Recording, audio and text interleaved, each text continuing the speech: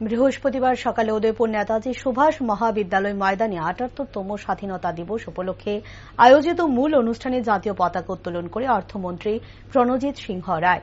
অর্থমন্ত্রী রাজ্যবাসীর উদ্দেশ্যে দেওয়া ভাষণে জনকল্যাণে রাজ্য সরকারের গৃহীত বিভিন্ন কর্মসূচি তুলে ধরে বলেন, ইতিমধ্যেই ২০২৪-২৫ অর্থ বছরের জনকল্যাণমুখী বাজেটে কয়েকটি নতুন প্রকল্প চালুর ঘোষণা করা হয়েছে। জনজাতি, সংখ্যালঘু, তপশিলি জাতিগোষ্ঠী সহ সকল অংশের মানুষের উন্নয়নের রূপরেখার একটি সঠিক পথ নির্দেশিকায় বাজেটে রয়েছে।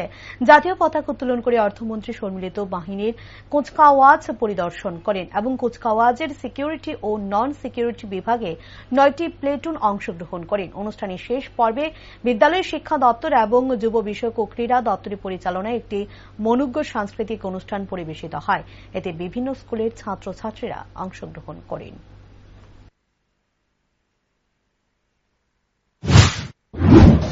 ভারতবর্ষ অনেক কঠিন সময় পার করে বিভিন্ন প্রাদেশিকতা ও আঞ্চলিকতার সম্মুখীন হয়েছে। তা সত্ত্বেও তার গণতান্ত্রিক প্রজাতন্ত্র দিনকে দিন সুদৃঢ় হয়েছে। দেশের আর্থসামাজিক অবস্থার ব্যাপক পরিবর্তন হয়েছে। আমি সর্বপ্রথমে একান্তভাবে অভিনন্দন জানাই দেশের যশস্বী প্রধানমন্ত্রী শ্রী নরেন্দ্র মোদীজিকে, যিনি এই তৃতীয়বারের মতো জাতীয় গণতান্ত্রিক জোট সরকারের গঠন হওয়ার জন্য, এবং আমাদের দৃঢ় বিশ্বাস ওনার বলিষ্ঠ নেতৃত্বে আমাদের দেশে উন্নয়নের ধারা অব্যাহত থাকবে।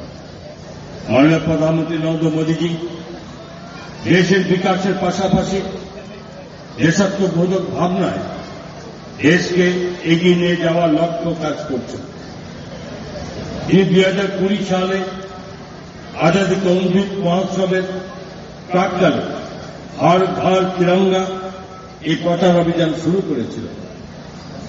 প্রধানমন্ত্রী নরেন্দ্র মোদীজি এই হর ঘর তিরঙ্গা পথে নতুন করে আলোড়ন তুলেছেন।